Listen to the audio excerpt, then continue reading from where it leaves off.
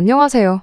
저는 올해 29살이고 얼마 전까지만 해도 대학 시절부터 6년을 만나온 남자친구와 결혼을 준비하고 있던 예비신부였습니다. 예비신부였다는 말은 지금은 아니라는 소리니 이미 눈치채셨을 분들도 계실 것 같은데? 맞습니다. 저는 결국 파혼이라는 결정을 내리게 되었고 이렇게 제 이야기를 사연으로 보내게 되었네요. 제 나이를 고려해보면 6년 만난 그 세월이 결코 짧은 시간이 아니에요. 철이 들기 시작할 무렵부터 계산하면 거의 제 삶의 절반을 함께 한 사람이나 마찬가지입니다. 오래 만난 만큼 남자친구와 저를 동시에 알고 있는 지인들도 많았으니 그만큼 파혼을 결정하는데 신중해야 했고 고민도 많이 되었습니다.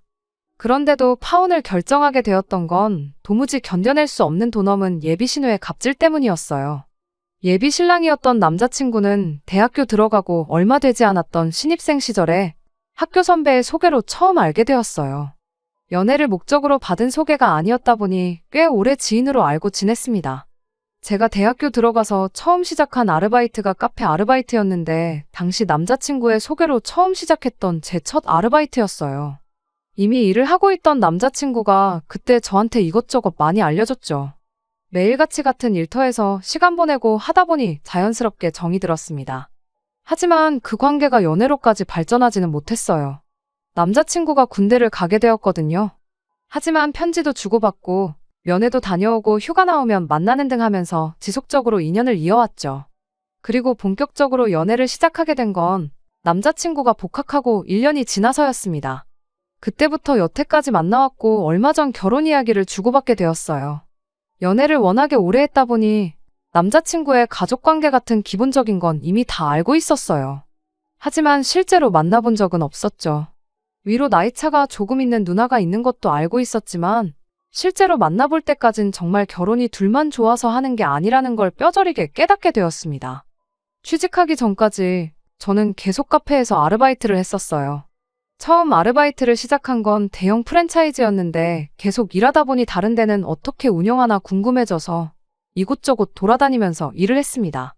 그렇게 자연스럽게 카페 일에 흥미를 갖게 되었고 이 바닥이 어떻게 돌아가는지도 대충 알게 되었죠. 좋은 대학 나와서 좋은 데에 취직하는 게 당연한 목표처럼 살아왔고 실제로 대학 졸업 후에는 제법 괜찮은 직장에 취직도 했었습니다. 하지만 제 월급은 아르바이트를 할 때보다 몇 배가 늘었는데 회사 일이 저랑 잘 안 맞았던 건지 도무지 행복하지가 않더라고요. 친구들은 배부른 소리를 하고 있다며 저한테 뭐라고 한마디들 했지만요. 하지만 시간이 갈수록 아무리 생각해봐도 이 길은 내가 갈 길이 아니라는 생각이 들었습니다. 그때부터 제 카페를 운영해야겠다는 꿈을 키워나갔어요. 부모님 돈으로 편하게 공부해서 대학까지 졸업했으니 더는 부모님께 신세 지는 건 말도 안 된다고 생각했고 그때부터 미친 듯이 월급을 모으기 시작했습니다. 다행히도 벌이가 꽤나 괜찮았던 회사를 다녔었고 현장직의 감을 잃지 않기 위해서 퇴근 후에는 밤 12시까지 집 근처 대형 프랜차이즈 카페에서 일도 했다 보니 사실상 투잡이나 마찬가지였기에 돈을 모으는 건 수월했어요. 몸은 피곤하긴 했지만 제 꿈을 생각하니 힘든 것도 모르고 일을 했네요. 그리고 결국 얼마 전 제 카페를 열 수 있게 되었습니다. 사실 부모님 도움을 조금 받기는 받았어요. 비싼 돈 들여서 좋은 대학 보내놓고 좋은 회사 취직시켜놨더니 장사한다고 회사 그만두겠다는 저를 처음에는 이해 못하셨는데 요 근래 제가 투잡까지 뛰어가며 목표를 위해 열심히 하는 걸 보고서는 제 진심을 인정해주시고 도와주셨습니다. 도와주셨다는 게 그냥 큰 돈을 저한테 주셨다는 건 아니에요. 원래도 저희 부모님이 장사를 하셨던 분들이라 계산 하나만큼은 칼 같으신 분들이거든요. 카페 월 수입에서 제가 매달 일정 비율로 부모님께 원금을 갚는 식으로 자금을 대주셨던 겁니다. 대신 이자는 받지 않기로 했고요. 저도 그 편이 훨씬 부담이 덜하니 좋았습니다. 잠도 줄여가며 투잡 뛰고 아주 난리도 아니었었는데 카페를 차리니 열자마자 장사는 좀 안 될지라도 마음의 여유가 생기더라고요. 그리고 그때쯤에서 남자친구도 저에게 청혼을 해왔습니다. 신입생 때부터 알았고 대학교 때부터 6년을 만나왔으니 거의 10년 인연이었죠. 그렇다 보니 저희 주변 사람들도 당연히 둘이 결혼을 할 거라고 생각하고 있었어요. 저 또한 6년 연애하면서 속 한 번 썩인 적 없던 남자친구에게 확고한 믿음이 있었기에 조건, 이런 건 따져보지도 않고 남자친구의 청혼에 알겠다 했고요. 각자 집에 서로를 소개시키고 얼마 지나지 않아서 양가 상견례가 있었습니다. 상견례 중 저희 어머니께서 먼저 말씀을 꺼내셨죠. 형식적인 예물 예단은 건너뛰고 차라리 그 돈으로 애들 뭐 필요한 거나 하나 더 해주는 게 어떠시겠냐고요. 예비 시부모님도 그 말에 동의하는 분위기였어요. 그러는 김에 식장에서 축의금 들어오는 것도 그렇게 큰 돈이 아니니 애들 새 출발하는데 보태자고도 하셨죠. 허례허식을 생략한 결혼을 하자고 했고 집과 혼수는 절반씩 하기로 이야기도 끝났습니다. 전반적으로 상견례 분위기는 의견이 어긋나는 거 하나 없이 정말 좋았었죠. 네, 시부모님 되실 분들도 남자친구처럼 참 좋은 분이다 싶었어요. 좋은 부모 밑에 좋은 자식 나는 거라는 생각이 들었지만 예비 신우를 만나보고 나니 또 무조건 그런 건 아닌가 보다 하는 생각도 들었습니다. 정말 같은 한 가족이 맞나 싶을 정도로 너무나도 색깔이 다른 사람이었거든요. 예비 신우가 위치는 어떻게 알았는지 한 번은 제 카페에 찾아온 날이 있었어요. 제 가게가 번화가에 위치해 있는 그런 곳이 아니거든요. 프랜차이즈 카페도 아니고요. 예비 신우가 이쪽 동네에 연고가 있을 리도 만무했죠. 커피 한 잔 마시러 온 건 아닐 테고 지나가다 들른 건 더더욱이 아닐 거라 생각했습니다. 한 번 보면 두 번 다시 까먹지 못할 강한 인상이라 가게에 들어오는 걸 보고 단번에 예비 신우임을 알아차렸어요. 말했던 대로 여긴 왜 왔나 싶었죠. 예비 신우는 저한테 인사 대신 나 알지? 하고 말을 건네고는 커피는 설탕 많이 넣어서 한 잔 맛있게 부탁한다더라고요. 너무나도 자연스럽게 돈은 안 내도 되지? 하고 묻길래 그러시라 했습니다. 커피를 내주고 저는 다시 자리로 돌아가려는데 이리 좀 와서 앉아보라고 하더라고요. 오늘 할 이야기가 있어서 찾아온 거라면서 말이죠. 그런데 그때 당시 카페에 일하는 사람이 저밖에 없던 상황이었어요. 손님은 거의 없었지만 그래도 언제 들어올지 모르는데 자리를 비우고 싶지 않았죠. 하지만 예비 신우는 아랑곳하지 않고 손님 오면 바로 보내줄 테니 와서 앉아보라고 막무가내로 나오더군요. 하는 수 없이 예비 신우한테 붙잡혀서 자리에 앉았습니다. 그래도 시원시원하게 쓸모없는 말 한마디 하지 않고 단도직입적으로 본론부터 이야기를 하더라고요. 상견례 당시에는 저희 부모님도 계셨고 자기 부모님 체면도 챙기고 해야 하니 따로 말을 꺼내지 않고 그냥 옆에서 듣고만 있었답니다. 그런데 아무리 생각해도 이건 짚고 넘어가는 게 맞는 거라는 생각이 들어서 이렇게 제 일터까지 찾아온 거라고요. 결론만 짧게 말하자면 아무리 요즘 반반결혼이 추세라지만 그래도 형편 괜찮은 집에서 좀 더 부담하는 게 이치에 맞는 거라는 소리였어요. 저는 이때까지만 해도 신우가 어떤 사람인지 여긴 왜 왔는지 그 의도를 몰랐기 때문에 솔직하게 부담을 더하는 게 무슨 말인지 잘 이해가 가질 않는다고 대답했습니다. 저랑 남자친구 둘뿐만 아니라 양가 부모님들까지 반반결혼하는데 서로 동의한 상황이지 않냐. 그런데 이제 와서 우리 집이 너네 집보다 더 잘 사니까 반반하지 말고 6대4, 7대3 하자고 말하라는 거냐고요. 예비 신우는 자기가 그런 뜻으로 한 말이 아니라면서 저보고 잘 좀 생각해보랍니다. 설마 양가 부모님이 있는 자리에서 이미 결론 지은 이야기를 어떻게 바꿀 수 있겠냐고 하더라고요. 그때까지도 예비 신우가 도무지 무슨 이야기를 하는지 도저히 이해가 가질 않았죠. 예비 신우는 반반 결혼한다고 해서 세상 누가 10원 단위까지 딱 절반해서 결혼을 하겠냐고 말을 하더군요. 그냥 유도리 좀 부리면 얼마든지 성의 표시를 할 수 있는 거 아니겠냐고 열변을 토하더라고요. 당최 무슨 소리를 하는 건지 도무지 모르겠다 싶었는데 정말 구세주같이 그때쯤부터 손님이 가게로 들어오기 시작했어요. 덕분에 자리에서 일어날 수 있었죠. 피크타임일 때라 손님들이 연속해서 계속 들어오고 있었고 예비 신우도 더는 기다리기 싫었는지 자리에서 그냥 일어나 버렸어요. 손님 주문 받고 있는데 그런 건 아랑곳하지도 않고 새치기를 하더니 카운터 위에 종이를 하나 휙 던져놓고 가더라고요. 깜짝 놀라서 이게 뭐냐는 표정으로 예비 신우를 쳐다봤더니 예단 목록이니까 쭉 훑어보고 참고하라고 하고는 자리를 떠나더군요. 주문하던 손님도 가게를 나가는 예비 신우를 어이없이 쳐다봤어요. 제 앞에 던지듯이 두고 간 예단 목록을 보더니 자기가 좀 봐도 되겠냐고 물어보시더라고요. 그래서 그러시라고 했는데 그 손님분이 종이를 보고 소리내서 웃으시더니 저한테 종이 돌려주면서 원래 내가 오지랖 부리는 성격은 아닌데 생각 잘해보라고 조언 한마디 해주시더라고요. 밀려드는 손님분들 주문이 다 끝나고 겨우 한숨 돌릴 시간이 돼서 예비 신우가 적어준 예단 목록을 봤어요. 그걸 예단 목록이라고 부르긴 조금 그랬어요. 그냥 자기 갖고 싶은 것들만 쭉쭉 적혀 있었거든요. 분수에 맞지도 않는 명품 가방에 지갑이며 옷과 구두까지. 그냥 그 명품 브랜드로 위아래 한 벌 쭉 빼입고 싶은 건가 싶었네요. 형편 나은 집에서 좀 더 해야 한다는 소리가 반반 결혼은 이미 부모님들끼리 그렇게 하기로 정했으니 어쩔 수 없지만 나한테는 사비를 털어서라도 성의 표시를 해라. 뭐 이런 소리였던 거였죠. 거기 적혀있는 명품들의 액수가 얼마이건 간에 금전적인 면에서는 솔직히 내야 하면 못 낼 액수는 아니었지만 말도 없이 찾아온 것 하며 자기 할 말만 하고 종이 한 장 집어던지고 갔던 태도하며 그런 것들이 마음에 안 들더라고요. 이게 말로만 듣던 시짜짓, 신호 갑질인가 싶었어요. 어이가 없어서 그대로 남자친구한테 전화했어요. 오빠네 누나가 내 가게까지 찾아와서 예단 목록이랍시고 자기 갖고 싶은 거 적어서 던져놓고 갔는데 이거 오빠네 집에서도 다 알고 있는 이야기냐고요. 남자친구가 제 말을 듣기가 무섭게 우리 누나가 거길 왔다 갔냐며 미안하다고 하더라고요. 무슨 일이 있었는지 자세한 이야기는 시작도 하지 않았지만 누나가 왔다 갔다는 사실만으로도 바로 미안하다 사과를 하는 거 보니 남자친구도 이미 자기 누나가 어떤 사람인지 대충은 알고 있는 듯 싶었습니다. 일단 자기가 누나랑 말해보겠으니 신경 쓰지 말고 있으라고 하더라고요. 그래서 그런가 보다 하고 알아서 잘 해결하겠거니 싶었습니다. 그런데 새벽 1시에 모르는 번호로 전화가 걸려왔어요. 일부러 안 받고 있으니 누가 이기나 보자는 식으로 계속 전화가 걸려와서 결국 전화를 받았습니다. 전화를 건 주인공은 예비신우였어요. 나중에야 알게 된 건데 저한테 전화하겠다고 동생 잠들 때까지 기다렸다가 몰래 핸드폰 비밀번호 풀어서 제 번호를 알아냈던 거더라고요.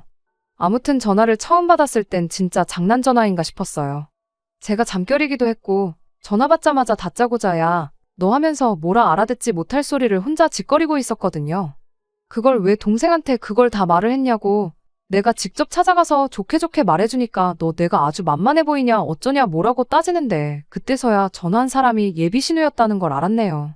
남자친구한테 전화했었을 때 이미 남자친구 반응 보고 이 예비신우라는 사람이 제정신은 아니라는 걸 대충 짐작하고 있던 상황이었다 보니 괜히 일 크게 만들기도 싫고 또 한참 자던 중에 깨서 받은 전화라 너무 피곤하기도 해서 더 분위기 험해지기 전에 먼저 져주는 척 나갔습니다. 생각해보니까 상견례 때 저희 집에서 예물 예단하지 말자고 했고 어머님 아버님도 알겠다 하고 축의금도 애들 주자는 식으로 이야기하지 않았었냐고. 그런데 생각도 못한 예단 이야기가 나와서 남자친구한테 확인차 물어본 거라고 대답했어요. 그랬더니 저보고 말 잘했다고 부모님들끼리만 이야기한 것부터가 문제라고 하더라고요. 그러더니 자기 동생이 그러니까 제 남자친구가 자기랑 나이차가 많이 나다 보니 부모님 일터에 나가시면 자기가 깐난쟁이 남자친구를 업어 키웠다는 이야기를 하면서 자기한테도 키워준 공이 있다고 하는 거예요. 남자친구한테 있어선 자기가 두 번째 엄마나 마찬가지니 예단 예물에 관해서는 자기랑도 상의를 했어야 하는 거라고 하는 겁니다. 정말 얼토당토 않은 억지에 저도 웬만하면 좋게 좋게 말해 일찍 전화 끊어버리고 푹 쉬려고 했었는데 듣다 보니 도무지 그냥 넘어갈 수가 없겠더라고요. 어떻게 저렇게 아무렇지도 않게 자기 입으로 뻔뻔하게 동생 몇 번 돌봐준 거 가지고 엄마나 마찬가지라느니 그런 말을 떠들 수 있나 싶었죠. 예비신우가 남자친구랑 나이 차이가 많이 나긴 하는데 그래봐야 고작 6살 차이예요. 예비시 부모님이 아무리 일 때문에 바쁘셨어도 그렇지 갓난쟁이 아들을 6살밖에 안 된 딸한테 맡겨놓고 일터에 나가시진 않았을 거 아니에요? 뭐 진실 여부는 사실 궁금하지도 않고 중요한 것도 아니니 그냥 넘어갔어요. 대신 예비신우한테 원하는 대로 해주겠다 했죠. 무슨 말하는지 잘 알겠다고 적어준 예단 리스트에 적힌 대로 해달라는 대로 제가 다 해주겠다고 했어요. 혹시 덜 적은 게 있다면 지금 말해달라고 했죠. 예비신우는 이게 웬 떡이냐 하는 반응이었습니다. 애써 머릿속에 브랜드가 뭔지 제품명이 뭔지도 잘 기억 안 나는 걸 짜내서 말해주더라고요. 마지막에 가서는 이름을 기억해내는 것도 귀찮았는지 현금예단으로 1,000만 원 정도 준비하면 좋겠다는 말까지 하더라고요. 그럼 이것들 준비하면 되겠냐 했더니 예비신우가 만족스러운 말투로 그렇다고 대답하고는 잘 자라 말하고 전화를 끊으려고 하더라고요. 전화를 끊기는 왜 끊으시냐고 아직 다 안 끝났다고 제가 예비신우를 멈춰 세웠죠. 예비신우가 뭐가 더 남았냐고 묻길래 원하는 대로 예단 준비하기로 했으니 이젠 제가 받고 싶은 거 말할 차례 아니냐고 했어요. 원래 예단이랑 예물 똑같이 주거니 받거니 하는 거 모르시냐고요. 아직 결혼을 안 해봤으니까 모르실 수도 있는데 보통 그렇게들 한다고 예단 제가 준비하는 만큼 저도 언니한테 예물 받아야겠다고 말했죠. 두 번째 엄마나 마찬가지라고 그러니 예단을 받아야 마땅하다고 하지 않으셨냐. 그럼 제가 예물을 요구해도 별 문제될 게 없지 않느냐 하고 되물었더니 지 하고 싶은 말만 쏟아내던 예비신우가 아무 말도 없더라고요. 한참을 아무 말도 없길래 혹시 밤이 너무 늦어서 잠드신 거냐고, 한참 자고 있어야 할 시간에 전화 받은 제 잘못이라며 미안하다 사과하는 척만 하고 예비 신우 대답도 기다리지 않고 그냥 전화 끊어버렸네요. 결혼할 사람의 누나인 걸 떠나서 그렇게 한 방 먹이니까 속이 아주 후련하더라고요. 다음날 남자친구한테 전화가 왔는데 전날 저녁까지 난리법석을 떨던 누나가 벼랑간 오늘 아침에 예단은 안 받는 게 맞는 것 같다고 생각을 바꿨다는 연락을 받았어요. 누나가 한번 저렇게 고집부리면 피곤해지는데 생각을 빨리 고쳐먹어서 다행이라고 안심을 하더라고요. 아마 무슨 일이 있었는지는 쪽팔려서 동생한테 말을 못했는가 싶었어요. 이렇게 예비신우랑 문제도 해결되니 이제 정말 날짜만 잡고 식만 올리면 우리도 결혼을 하는구나 싶었습니다. 그 뒤로 예비신우한테 연락 오는 것도 없었고 이렇게 정리가 되는구나 싶었죠. 그렇게 하나둘 결혼 준비를 하던 중 얼마 전이었어요. 예비신우가 또 제 카페로 찾아온 거예요. 이번엔 제가 카페에 없을 때 찾아왔습니다. 제가 매주 금요일마다 정기적으로 수업을 듣고 있는 게 있었거든요. 그래서 그날만큼은 부득이하게 직원 2명한테 가게를 맡겨놓고 수업을 들으러 갔습니다. 한참 수업을 듣고 있던 중이었는데 직원한테 전화가 온 거예요. 사장님 가족이라는 분이 왔는데 돈을 안 낸다고요. 직원들이 저희 부모님 얼굴은 다 알고 있거든요. 그런데 굳이 확인차 전화까지 하는 걸 보니 뭔가 이상해서 핸드폰으로 감시 카메라 앱을 켜서 누군가 확인해봤어요. 제 가족 중에 그렇게 염치 없는 사람이 누군가 싶었는데 확인하고 나니 그럴만도 하겠다 싶었네요. 바로 예비신우였거든요. 심지어 혼자 온 것도 아니었어요. 친구들 데려와서는 제일 넓은 테이블 2개를 붙여가지고 있더군요. 음료수만 먹는다고 하면 어떻게 하겠는데 쟁반에 보니 빵이랑 케이크 디저트류도 인당 2-3개씩 담아서 줄도 서 있었어요. 주말이라 넉넉하게 준비해 놓아서 문제는 없었는데 다른 손님들 계산도 못하게 카운터 점거해서 가족이니까 공짜로 내놓아라 행패 부리고 있길래 일단 직원한테 말해서 그냥 주라고 했습니다. 직원은 아무 죄도 없잖아요. 끼리끼리 논다더니 친구들도 다 똑같은 한통속처럼 보였는데 직원들한테 진상 중에 진상 5명을 동시에 상대하라고 하는 것도 못할 짓이다 싶었어요. 그리고 수업 끝나자마자 가게로 향했는데 제가 도착했을 때는 신우 일행은 이미 먹고 싶은 거 원 없이 먹고 내빼버린 뒤였습니다. 그 인간들이 돈 안 내고 먹은 걸 계산해보니 5명이서 20만 원치를 먹었더라고요. 집에 가져가서 먹겠다며 포장까지 해갔대요. 직원들을 나무랄 생각은 없었습니다. 괜히 더러운 꼴 보지 말라고 그냥 주라고 제가 직접 지시를 했었으니까요. 하지만 예비신우를 가만둘 생각은 없었어요. 제가 금요일마다 수업에 나가는 것도 제 측근 아니면 저희 직원들밖에 모르는 일인데 굳이 그때를 틈타서 가게에 왔다는 건 그동안 저 모르게 가게까지 찾아와 제 일거수 일투족을 감시했다는 거잖아요. 참 미쳐도 곱게 미쳐야지. 이게 곧 내 신우가 된다고 생각하니 소름이 돋더라고요. 근본적으로 멈추려면 결국 가족, 그러니까 남자친구의 도움이 필요하겠다 싶어서 곧바로 전화를 했어요. 남자친구는 지난번처럼 제 전화가 예비신우 관련돼서 걸려왔다는 걸 알자마자 앞뒤 상황은 듣지도 않고 연신 미안하다는 소리를 남발을 하기 시작했어요.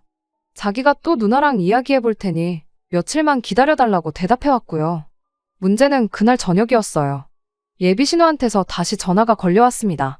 불행인지 다행인지 이제 예비신우가 제 전화번호를 알고 있다 보니 새벽에 전화 받을 일은 없었지만 자기가 해결하겠다더니 또 이렇게 전화를 받게 만드니 짜증이 나더라고요. 예비신우가 하는 말도 아주 가관이었습니다. 어차피 오늘 데려온 친구들이 니네 시골일 때 내가 데려갈 내 친구들이다 하면서 결혼식까지 와서 축하해줄 사람들인데 미리 커피랑 빵 몇 조각 대접했다 치면 되는 거 아니냐고. 그런데 그걸 또 그새를 못 참고 꼰지르냐며 조상 중에 친일파라도 있는 거 아니냐고 시비를 걸더라고요. 사소한 도발은 싸그리 다 무시해버렸고 필요 없으니 친구들도 데려오지 말라 했어요. 언니 친구들 없어도 내 결혼 축하해줄 사람 널리고 깔렸다고요. 그랬더니 있는 집 것들이 더하다더니 진짜 그렇다고 하면서 나랑 내 친구들이 축의금 안 내고 밥값만 축 내고 갈까봐 아까워서 그러는 거 아니냐고 빈정거리더라고요. 저는 정말 아무 말도 안 했는데 저런 소리를 하는 걸 보니 제가 예단 안 해줬다고 친구들 끌고 와 제 가게 쳐들어가서 공짜로 이것저것 뜯어먹고 그걸로 모자라 제 결혼식에 그 친구들 다시 끌고 와서 축의금 안 내게 하고 밥만 처먹이고 보낼 계획이 있다는 사실을 자백하고 있구나 딱 알았죠. 그래서 언니하고 언니 친구들 우리 결혼식에 오면 신랑 쪽 하객인데 밥값 많이 나오는 게 나랑 무슨 상관이냐 아무런 상관없다고. 그러니 10명이고 100명이고 데려올 테면 데려와 보라고 했네요. 아뿔싸 싶었는지 한참 또 아무 말도 없다가 머리로는 도무지 저를 이기지 못하겠다 싶었는지 마지막에 가선 어거지를 부리기 시작했어요. 집에 돈 좀 있다고 아주 눈에 뵈는 게 없냐면서. 네가 지금 신호알기를 우습게 아는데 어디 결혼만 해보라고 시집살이 한번 제대로 준비해서 신호 무서운 게 뭔지 알려주겠다고 으름장을 놓더라고요. 세상에 시집살이를 시키겠다고 결혼 전부터 협박을 하는 사람은 신우밖에 없을 거예요. 처음엔 예비 신우 한 방 먹이는 재미라도 있었는데 이젠 말싸움하기도 귀찮고 다 짜증이 났어요. 무엇보다 제일 화가 나는 건 되도 않는 갑질하는 예비 신우보다 남자친구 때문에 더 화가 났습니다. 매번 알아서 잘 해결해보겠다고 말만 그렇게 해놓고 결국 예비 신우랑 2차전, 3차전 하는 건 늘 제 몫이었잖아요. 그래서 며칠 고민하다가 남자친구한테 단단히 제 입장을 전했습니다. 신우가 너한테 얼마나 대단한 사람인지는 모르겠는데 중간에서 이렇게 똑바로 중재 못하고 나만 혼자 시달려야 하면 나는 이 결혼 절대 못한다고요. 파혼도 감수하겠다는 제 말에 남자친구도 얼굴이 파랗게 질려서 자기가 이번에야말로 제대로 이야기해볼 테니 기다려달라고 말하더라고요. 하지만 왠지 기다려달라는 그 말에 더 이상 신뢰가 가지 않았네요. 그래도 그날 저녁에는 예비 신우한테서 전화가 걸려오지 않았습니다. 다음 날이 지나고 또 다음 날이 지나도 아무 전화가 걸려오지 않았죠. 말한 대로 잘하고 있는 건가 싶었는데 그 다음 날 오후에 가게에 출근했더니 예비 신우가 한쪽 자리에 앉아서 저를 기다리고 있더라고요. 표정은 무슨 못 먹을 걸 먹기라도 했는지 똥 씹은 표정을 하고는 말이죠. 할 이야기가 있어서 찾아온 것처럼 보여 직원한테 미안한데 몇 분만 가게 좀 더 봐달라 말하고 맞은편 자리에 앉았습니다. 미안하다고 억지 사과 받고 싶은 생각도 없었어요. 단지 자기가 뭘 잘못했는지 깨닫고 앞으로 잘 지내보자고 한마디만 했으면 저도 여태까지의 악연은 그냥 잊어주려고 했죠. 그런데 예비 신우는 정신을 못 차리고 저랑 마지막 거래를 하러 왔던 거예요. 예단 리스트에 적어놓은 명품 가방 그거 하나만 사주면 자기가 평생을 두고 너한테 시집살이 시키는 일은 없을 거라면서요. 이젠 저도 볼장 다 봤다 싶어서 한마디 했어요. 마음에서 우러나지도 않는데 자꾸 해달라고 해봐야 나는 언니한테 단돈 100원도 쓰고 싶은 생각 없으니 그만 포기하라고요. 그랬더니 자기가 동생 얼굴 봐서 한번 참고 결혼 허락해주러 왔더니 말하는 싸가지 좀 보라며 들고 일어서더군요. 그러더니 제 머리끄댕이를 붙잡았어요. 직원이 재빨리 상황을 말리러 와서 더 큰일은 없었지만 제 얼굴에 작은 긁힌 상처가 생겼습니다. 그 길로 가게문 잠궈놓고 경찰 불렀어요. 신우가 먼저 저를 건드렸고 저는 반격도 하지 않았으니 꿀릴 게 하나도 없었습니다. 거기에 필요한 증거들은 전부 실시간으로 저장되고 있었기도 하고요. 경찰서 가서 신우랑 같이 조서 쓰고 있는데 남자친구랑 예비시 부모님이 후다닥 들어오더라고요. 예비시 어머니가 제 얼굴에 난 상처를 보고 미안해서 어쩌냐고 결혼식 때 흉이라도 남아있으면 어떡하냐고 걱정을 해주시더라고요. 그래서 거기다 대고 걱정 마시라고 했어요. 저는 이 결혼 못하겠다고 오늘부로 파혼이라고요. 남자친구한테는 다음 주까지 예약해놓은 거 전부 취소할 테니 그렇게 할라 말하고 위약금이 필요할 수도 있으니 말하면 말하는 대로 늦지 않게 돈이나 보내달라고 말했습니다. 파혼이라는 말에 예비 시어머니는 뒷목부터 잡으셨고 남자친구는 제 말 끝나기가 무섭게 제 앞에 무릎을 꿇고 빌더라고요. 누나 일은 미안한데 결혼하면 나랑 사는 거지 누나랑 사는 거 아니지 않냐고. 제발 한 번만 봐달라고 비는데 뭔가 잘못 생각하고 있는 것 같다고. 오빠네 누나 일로 짜증이 난 건 맞지만 파혼을 결심하게 만든 건 오빠 때문이라고 정정해줬습니다. 언니가 처음 내 가게를 찾아온 것부터 오빠가 주소를 알려줬던 거 아니냐. 언니가 어떤 방법을 썼던 간에 내 전화번호 알아낸 것도 오빠 통해서지 않느냐고요. 솔직히 자고 있을 때 몰래 번호 훔쳐갔다는 것도 믿기지가 않는다고 했어요. 몇 번을 부탁해도 누나랑 이야기해보겠다고만 하지 해결한다고 말한 것 중에 말처럼 된 게 뭐가 있냐고 따졌죠. 결국 오빠는 누나 모시기는 그런 사람이라고요. 지금부터 이런데 결혼하면 얼마나 더 하겠냐고. 지금도 이렇게 꼴 보기 싫은데 그 꼴 더는 보고 싶지 않으니 지금 파혼하는 거라고 딱 잘라 말해줬죠. 그리고 제 얼굴에 난 상처를 가리키며 이건 그동안의 정을 봐서 합의해주겠다 했어요. 대신 합의금으로 땡땡땡땡 거 명품 가방 하나 사오라고 말했죠. 그거 안 사오면 합의는 없을 테니 신우 이름에 빨간 줄 한번 그어보자고 했네요. 눈치채신 분들도 계실 텐데 제가 합의금 대신 가져오라던 가방은 예비 신우가 예단 목록 첫 줄에 적어놓은 그 가방이었습니다. 어떻게는 내 돈으로 그 명품 가방 받아다가 들고 다니는 게 소원이었나 본데, 이젠 자기 돈으로 자기가 갖고 싶어 하던 그 가방을 저한테 사주게 되었으니 얼마나 속이 쓰리겠어요? 예비 신우가 제발 봐달라고 자기가 차라리 반성문을 쓰겠다고 빌었는데, 반성문이 뭐 밥 먹여주는 것도 아니고, 지어내면 얼마든지 지어낼 수 있는 걸로 내 용서를 받을 생각 말라고 했습니다. 남자친구도 예비시 부모님도 더할 나위 없이 좋은 분들이셨어요. 솔직히 앞으로 제가 누구를 만난들 그 사람들보다 좋은 사람을 만날 수나 있을지 확신도 생기지 않을 만큼 말이죠. 하지만 아무리 생각해도 제 남은 인생에 예비 신우 같은 사람을 가족으로 두고 있을 자신이 없어서 결국에는 파혼을 하게 되었습니다. 세상이 어느 땐데 호칭 앞에 시자 들어간다고 해서 갑질을 해도 된다고 생각하나요? 저 말고도 혹시 아직 결혼을 하지 않으셨거나 결혼을 생각하고 계신 분들이 계시면 갑질하는 시댁을 만나지 않으셨으면 좋겠네요. 혹여나 만나게 되더라도 시자 들어가는 거 벼슬 아니니 겁내지 말고 하고 싶은 말 있으면 다 해버리라고 말씀드리고 싶네요. 끝까지 들어주셔서 감사합니다. 오늘의 사연은 여기까지입니다. 구독과 좋아요, 알람 설정 부탁드리고 더 좋은 사연으로 다시 찾아뵙겠습니다. 감사합니다.